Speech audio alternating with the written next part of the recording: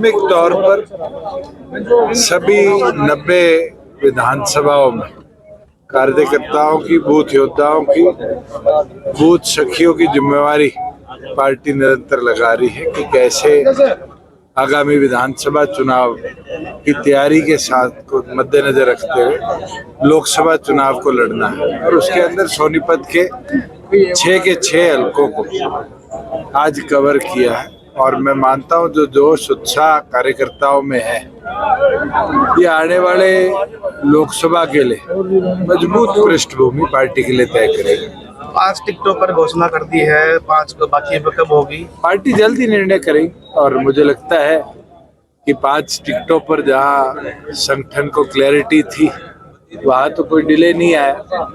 जहां आने वाले भविष्य के अंदर हमें समीकरण भी देखने पड़ेंगे, उनके अंदर जरूर विचार करेंगे और पार्टियां क्या उम्मीदवार करती है। मगर अगर ज्यादा देरी भी होगी तो पार्टी अपनी बची सीटों पर भी विचार करके घोषणा करेगी। क्या आप या आपके भाई भी चुनाव लड़ सकते हैं? मैं मानता हूं मेहनती कार्यकर्ता कोई संगठन से जुड़ा हुआ वो चुनाव लड़ेगा। कोई बीजेपी की तरह नहीं कि उधारे 6 कैंडिडेट कांग्रेस से ले और कांग्रेस की तरह नहीं जो उधारे लोकदल से लेके कैंडिडेट उतार रही है। एक सीट पर एक ही परिवार के 3 सदस्य चुनाव लड़ रहे हैं, क्या दिक्कत है? तो आमने सामने पहले भी चुनाव लड़े, बादल के सामने बादल लड़े हैं। आज उठा के देखोगे तो पवार के सामने पवार लड़ रहा है, यादव के आगे यादव लड़ रहा है। तो राजनीतिक तौर पे जनता जिसको अपना प्यार आशीर्वाद देगी उसको जिताएगी। और मेरा ये मानना है कि जनता वोट की ताकत से बदलाव लाती है और वोट की ताकत जो है वो कैडर लाता है। और कैडर अगर मजबूती से काम करेगा तो बड़े बदलाव के अंदर हरियाणा की आवाज को पार्लियामेंट में जगह मिले, हरियाणा की बोली बोलने वाला आदमी पार्लियामेंट में चुनकर जाए। हम ये प्रयास कर रहे हैं, गूंगे बहरे सांसद ना चुन के जाए जो नेशनल पार्टीज के अंदर अपनी आवाज को गुम होता देखे, ऐसे सांसद चुन के जाए जो पार्लियामेंट के अंदर जाकर असलियत में प्रदेश हित की राष्ट्रीय लेवल पर बात रखें। जेजेपी नेताओं का कहना है कि किसान का चोला ओढ़कर कांग्रेस के नेता जेजेपी के नेताओं का विरोध कर रहे हैं। पोल खुली है, एक जगह नहीं, डबाड़ी भी खुली है, भवानी खेड़ा में भी खुली है। तो धीरे धीरे आज के दिन ये तीसरी आंख आपकी है, ये अच्छों की पोल खोल देती है कि कौन किसका चोला पहन के कब क्या कार्रवाई कर रहे हैं। कांग्रेस वाले अभी तक उम्मीदवार नहीं उतारे मैदान में, लगातार उनके बीच कांग्रेस की तो घबराहट और अंतर्कलह चरम सीमा पर है। आज ये दिख रहा है कि कांग्रेस कैसे कमजोर हो चुकी है।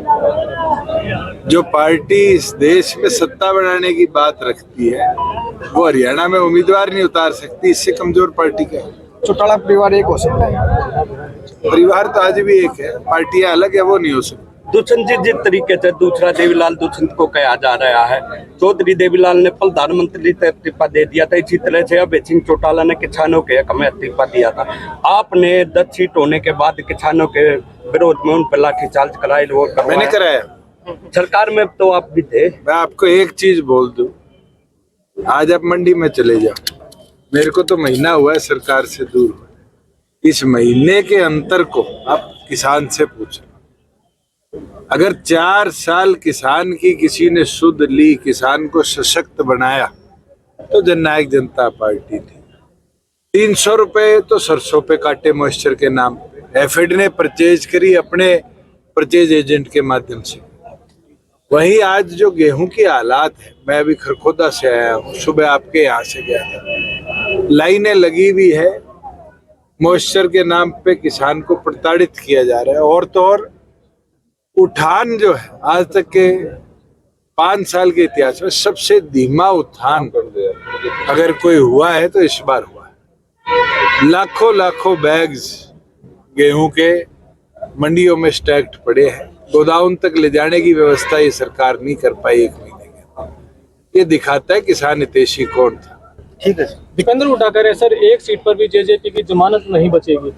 दीपेंद्र हुड्डा तो हमारी 1 सीट पहले भी नहीं जिताता था, 10 जीती थी, इसलिए वो सत्ता से बाहर रहे। आज उनसे ये पूछ लो कि हमारे 10 थे तभी तो उनके पिताजी भूपेंद्र हुड्डा प्रदेश का मुख्यमंत्री का सपना जो उठते जागते देखते हैं उनका टूट गया था। और आगे भी गारंटी दे देता हूं, ना तो वो सांसद बने ना उनकी सरकार कभी प्रदेश में बने। अगली सरकार भी जननायक जनता पार्टी।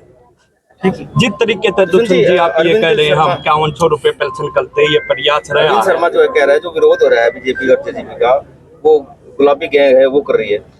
देखो है तो हमारे अपने ही, इनने ही हमें सांसद चुना है, विधायक चुना है। आज किसी के मन में गिले शिकवे है तो बैठ के दूर कर लेंगे, अभी तो 40 दिन है। और विरोध भी बोधेगा नहीं होता, मजबूत का होता। जिस तरीके से आज प्रदेश के अंदर किसी के कोई मन में संशय है तो एक इलेक्टिव की जिम्मेवारी है कि हम बुझ ले उन लोगों के बीच में जाए, उनसे चर्चा करें।